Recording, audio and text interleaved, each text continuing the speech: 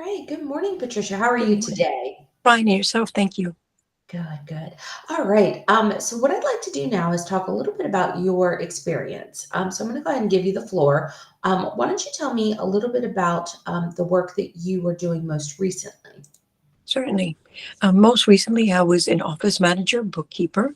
I was responsible for all of the accounts receivables, accounts payables. I was also doing journal entries. I was reconciling accounts. I was preparing deposits. I was also doing the daily tasks of billing, invoicing with the accounts payables. I was doing the matches, three-way matches. I was also responsible for anything that happened in the office, on all the type of administrative duties, which included the filing, opening of the mail, distributing, making sure that certificates of insurance were on file for contractors such as 1099s, performing weekly payroll. I did a lot of these tasks utilizing Excel. I also utilized all Microsoft Office products, including Word, and I also Microsoft Office Suite, Teams at times. I've also worked with, of course, QuickBooks, and that's what we use for our payroll. In addition to that, I had to do some soft collections. I performed customer service. I can type, 55 words per minute. I use my bilingual skills there, sometimes doing translations, benefit administration, questions such as that, sometimes translating. Um, I was, like I said, performing customer service via the telephone and in person, making sure that I kept the OSHA log up to date.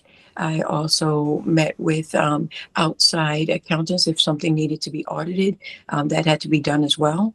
With the accounts receivables, I did the soft collections as well and ran reports, AR reports, in addition to all types of the balance sheet and things of that nature, and income statement I had to run as well, monthly close, and we also did the quarterly and the year-end close.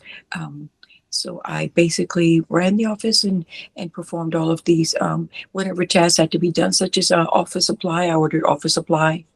If we needed maintenance, I was the one that went out and looked for contracts such as that. If we needed, perhaps someone else to do the cleaning, or if we had something, if we needed someone from outside to take a look at something, then I would negotiate that as well. So those were just some of the duties that I performed. Okay, wonderful, Patricia. And then before that, it looks like you were working customer service, and you did mention something that I do want to reiterate, that you are fully bilingual, reading and Yes, writing. fully bilingual in English and Spanish. I can read, write, and I can also speak it fluently. Um, I know a little bit of Portuguese. I would say I can speak it, but I'm not, I'm not All right. proficient all the way in it. But yes, Spanish, yes, and English. Okay, wonderful. And that was customer service. And it looks like you have noted here that you were responsible for some escalations there. Why don't you tell Yes. me about a time maybe that a customer wasn't so happy, and what is something that you would do to help de-escalate that? Yes, I had an occasion where a customer was not pleased because they had been transferred a couple of times and they were on hold. So we can understand, being on that end, I could understand their point of view. So the first thing I did, of course, I let them vent. When you are in a situation like that, the first thing you do is you let the customer vent, and just in between there, try and take a notes. So because sometimes when someone is venting, they can sometimes go around the what the subject that they're upset about is, and you need to like kind of like pull that.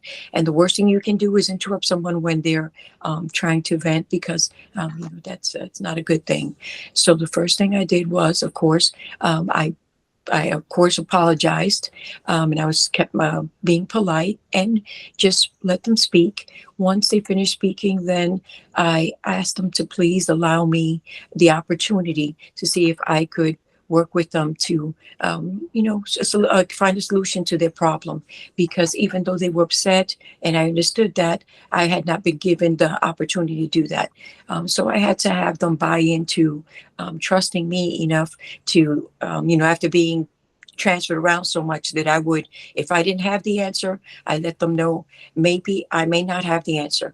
And if I don't, I will make sure that I'm going to be the one accountable for it. You're going to call me, and I will follow up on it to find out how we can find a solution to this.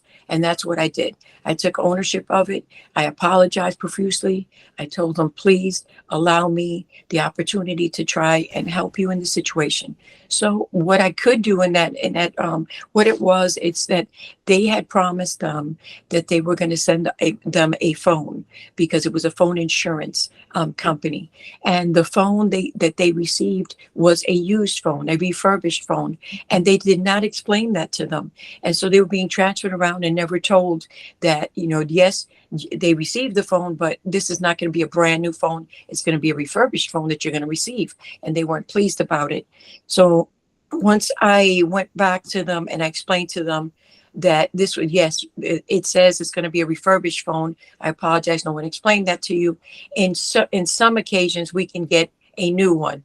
And because they had been given the runaround and been transferred so much and they were so displeased, I was able to go back to a supervisor and say, listen, this person was patient. They waited a long time. It took a while to get the phone to them, more than the 3 to 5 days of business days that we promised. And then they were transferred so many times. No one was providing them the correct answer. Can we make an exception? And can we send them a new one? And that's what I was able to do. And normally we have another department that would tell them this is being shipped out and you're getting a new one in that sense, because they kind of like close out that I guess the process, because it's a new one. It's a little different than just a regular phone insurance claim call. And I wanted to be the one to call them. I told them, and so I was able to de-escalate and make them happy in the end. Yeah, it sure sounds it. All right, well, I'm going to go ahead and stop this part of the interview, but don't go anywhere. We've got a few more things to chat about. Thank you. Thank you.